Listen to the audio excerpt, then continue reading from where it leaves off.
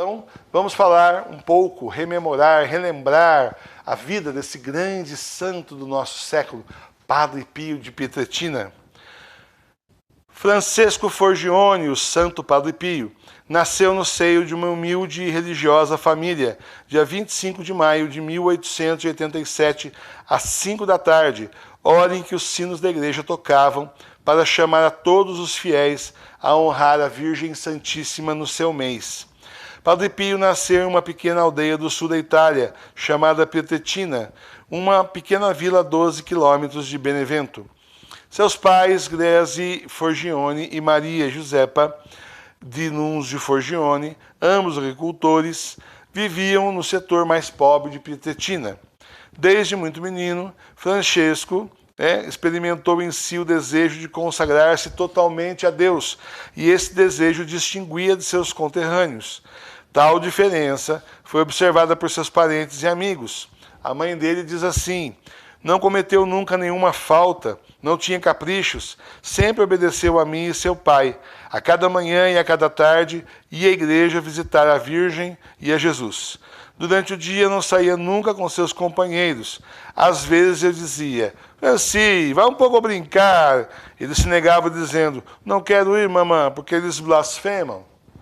Quando tinha apenas 5 anos, viveu suas primeiras experiências místicas espirituais.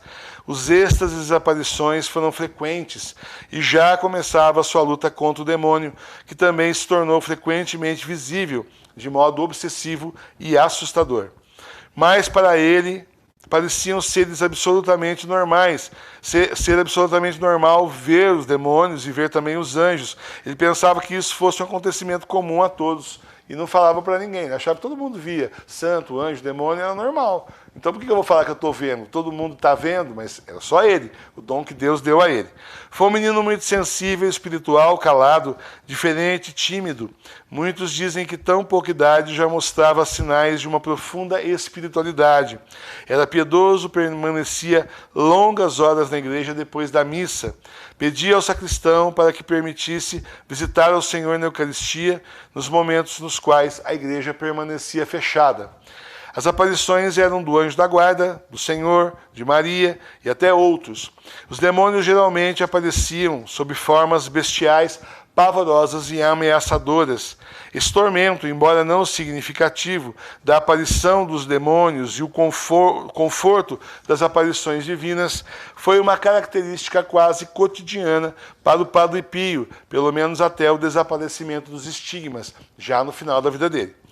1903, os dias antes de entrar no seminário, por volta dos 15 anos, foram dias de visão do Senhor, que lhe preparariam para as grandes lutas espirituais.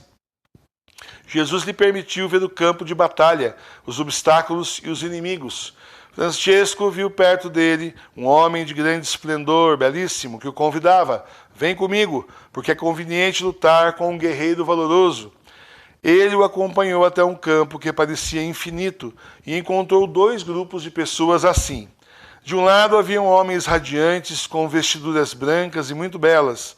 Do outro lado estavam pessoas que se pareciam com imensas bestas espantosas, horripilantes, com vestes de cor preta. Era uma cena aterradora e os joelhos do jovem Francesco começaram a tremer. Repentinamente, Francesco se viu caminhando ao encontro de um homem gigante e horrível, que sua cabeça chegava até as nuvens. O homem esplendoroso estimulou Francesco a lutar contra aquele gigante. Francesco pediu para evitar o confronto, mas o homem esplendoroso disse: é vã a sua resistência. Entre nessa luta com confiança e combata corajosamente. Você deve lutar contra ele. Diante dos acontecimentos, entre nessa luta com confiança e lute bravamente. Eu estarei perto de você, o ajudarei e não permitirei que ele te vença. O combate foi muito terrível, mas com a ajuda do homem esplendoroso, o gigante foi vencido e obrigado a fugir, arrastando atrás de si toda aquela multidão de homens asquerosos, gritando blasfêmias e brados atordoados. Do outro lado, a multidão das pessoas de branco explodiu de alegria e júbilo, louvando o homem esplendoroso que havia ajudado Francesco naquela luta. Foi nesse intervalo que o homem esplendoroso colocou na cabeça de Francesco uma coroa belíssima e depois a removeu, dizendo: tenho reservado para você uma outra coisa mais bela, se você souber como lutar nos encontros contra aquele gigante. Ele tornará a assaltá-lo sempre, mas você deve combater sem medo. Eu o farei sempre vencedor, porque você o fará se prostrar sempre. Toda a vida do Padre Pio foi uma contínua luta contra o demônio, o gigante, que atacava sempre o Padre Pio para impedi-lo de salvar as almas. Era uma batalha interior frequente, algumas vezes também com ataques externos. Quando o padre ficava exausto, cheio de marcas das pancadas, vinham seus confrades socorrê-lo, e ele sempre dizia: obrigado, com a ajuda divina eu sempre venço. Padre Pio travou duros combates em toda a sua vida, mostrando à humanidade o poder dado por Jesus aos padres em seu ministério sacerdotal sobre o inimigo, principalmente no sacramento da confissão, na Santa Missa, nos exorcismos, libertando as pessoas do inimigo. Tais batalhas foram brigas sangrentas, como foi descrito em muitas cartas que o Padre Pio enviava aos seus diretores espirituais. Bons tempos em que os padres podiam fazer exorcismo, né? Hoje em dia tem que ser assim, limitado pelo bispo, só aquele que pode. Mas no tempo do Padre Pio, os padres faziam exorcismo também. As lutas entre Padre Pio e Satanás ficaram ainda mais duras quando o Padre Pio livrou as almas possuídas pelo diabo. Antes de ser exorcizado, o diabo gritava assim: Padre Pio, você nos dá mais preocupação do que São Miguel. Não aliene as almas de nós e nós não o molestaremos. Era uma ameaça, mas o Padre Pio nunca deu bola para isso. Ele continuou fazendo a missão dele do mesmo jeito. O diabo submeteu o Padre Pio a tentações de todos os sentidos. O diabo apareceu a ele de diferentes formas. Apareceu como meninas jovens que dançavam nuas, em forma de crucifixo, como um jovem amigo dos monges, como um pai espiritual, como padre provincial, como o Papa Pio X, olha só, como anjo da guarda, como São Francisco e como Nossa Senhora. O diabo também apareceu nas suas formas horríveis, com um exército de espíritos infernais. Às vezes não havia nenhuma aparição, mas Padre Pio estava ferido. Ele era torturado por barulhos ensurdecedores, cuspidos, etc. Padre Pio teve sucesso, livrando-se dessas agressões ao invocar o nome de Jesus. E ele começou a ver o seguinte: há dia que o diabo aparecia Nossa Senhora, outro dia era Nossa Senhora que aparecia. Começou a não saber mais quando era Nossa Senhora, quando era o diabo, quando era Jesus, quando era o diabo, porque ele aparecia. O diabo aparecia assim, travestido aí de outras coisas. Até o Papa Pio X aparecia vestido de padre, enfim. Aí ele ficou assim muito tempo pensando como que ele ia resolver isso, né? E ele entendeu um dia o seguinte: quando o Senhor aparecia, Nossa Senhora aparecia, era do céu, aquela aparição, ele se sentia feliz no final. Ele se sentia tranquilo, calma, a aparição terminava, ele se sentia em paz. Quando era o demônio, ele ficava atribulado, ficava assim, desesperado, ficava angustiado. E foi assim que ele começou a discernir, a separar o que era o demônio e quando era realmente Jesus, Nossa Senhora de verdade. É uma coisa boa para você também usar na sua vida. Às vezes não é o Senhor que está falando com você. Às vezes é o diabo que está te dando aí uma dica quente, vamos falar assim, entre aspas.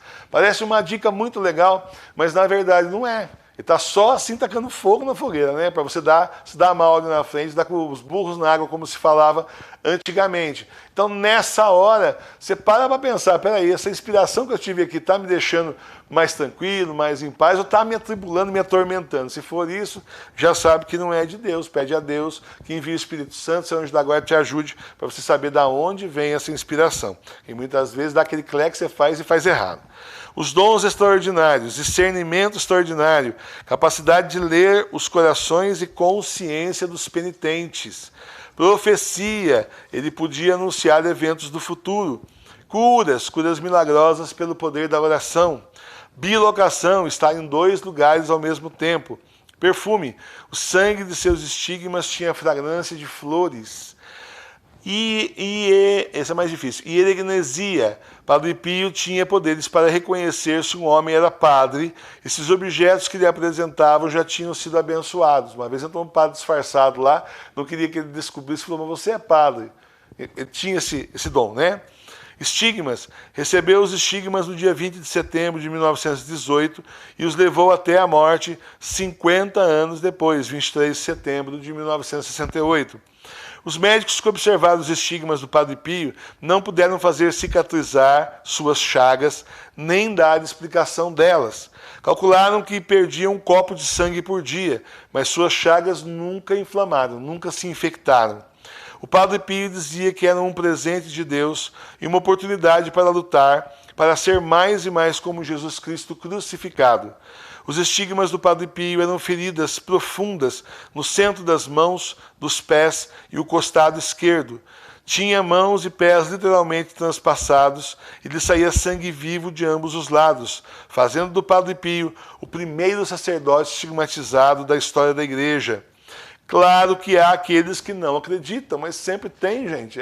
Justamente o tema da nossa reflexão de hoje foi isso, né? Certa vez um jovem médico chegou ao Padre Pio e falou assim: eu não acredito nos seus estigmas, eles só aparecem porque você pensa muito fixamente nos estigmas de Jesus. E o Padre Pio respondeu com um sorriso bondoso: muito bem, meu filho, pensa intensamente em ser boi e verás se te nascerão chifres. Ele tinha esse humor, às vezes xingava, outras vezes ele tirava a pessoa, como se fala hoje em dia, né? Certa vez o Padre Pio atendeu uma confissão muito estranha. Ele nos conta, o próprio Padre Pio que escreve: um dia, enquanto eu estava ouvindo confissões, um homem veio para a confessionária onde eu estava. Era alto, esbelto, vestido com refinamento, era cortês e amável. Começou a confessar seus pecados, que eram de todo tipo. Contra Deus, contra os homens e contra a moral. Todos os pecados eram aberrantes. Contra os homens, eu fiquei desorientado com todos os pecados que ele me contou e respondi: eu lhe trago as palavras de Deus, o exemplo da igreja e a moral dos santos.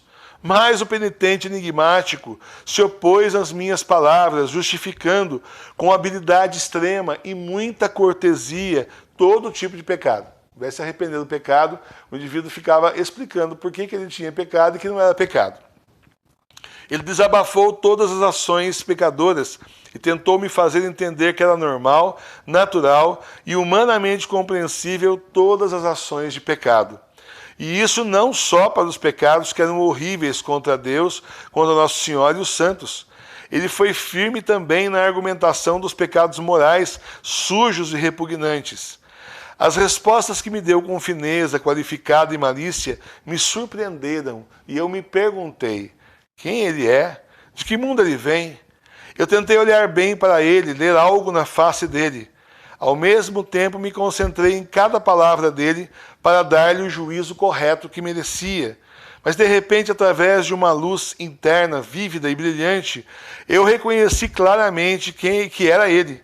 Com um tom definido e imperioso, lhe falei: diga, viva Jesus para sempre, viva Maria eternamente. Assim que pronunciei esses doces e poderosos nomes, Satanás desapareceu imediatamente dentro de um zigue-zague de fogo, deixando um fedor insuportável no confessionário. Era o demônio que não foi se confessar coisa nenhuma, ele simplesmente foi lá para tentar confundir o Padre Pio, né? Em 22 de setembro, domingo, a igreja estava decorada para a festa dos 50 anos dos estigmas. E na sua hora de costume, às 5 horas da manhã, Padre Pio começou a celebrar sua última missa. Após ainda dar seu último adeus a seus filhos espirituais, por volta das 10h30 na janela do coro, passado um pouco da meia-noite, quando já se podia realizar a celebração eucarística do novo dia, pediu ao padre Pellegrini para celebrar a missa. Havia se confessado, renovado seus votos religiosos. Faleceu serenamente às 2h30 da manhã, segunda-feira, 23 de setembro de 1968. Examinaram seu corpo e constataram que os estigmas haviam desaparecido completamente, sem deixar nenhuma marca ou cicatriz. Desse fato foram registrados documentos por escrito e documentação fotográfica. Para a ciência restará sempre o mistério de como os estigmas apareceram e também desapareceram misteriosamente, como duraram por mais de 50 anos e no dia da sua morte simplesmente desapareceram. Estava cumprida na terra, concluída a missão que o Senhor tinha para o Padre Pio. Mas aí não termina, que aí ele diz que depois que ele morresse, ele ia causar muito mais estragos por aí no bom sentido. E o resultado disso É que ele disse, né, que vai ficar esperando cada um dos seus filhos espirituais. Vai pedir a Deus, né, que poder pedir, ficar esperando do lado de fora da porta até todos os filhos espirituais dele chegarem. Ele acolheu um por um, filhos e filhas. E é por isso que nós vamos então rezar ao Padre Pio, depois faremos nossa consagração a ele. Se você ainda não é filho espiritual, se você não é filho espiritual do Padre Pio, hoje você faça esse pedido. Nós vamos fazer já a oração inicial com um pedido. Peça a ele, Padre Pio, quero ser seu filho espiritual, me guia. Nós estamos sem padre aqui, Padre Pio.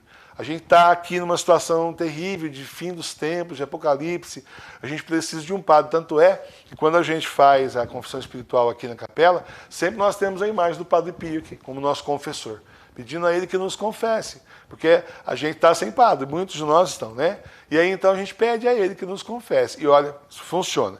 E aí então a gente vai pedir a ele que seja o nosso pai, nosso espiritual, né? Dos rapazes, das moças, de todas as idades, né?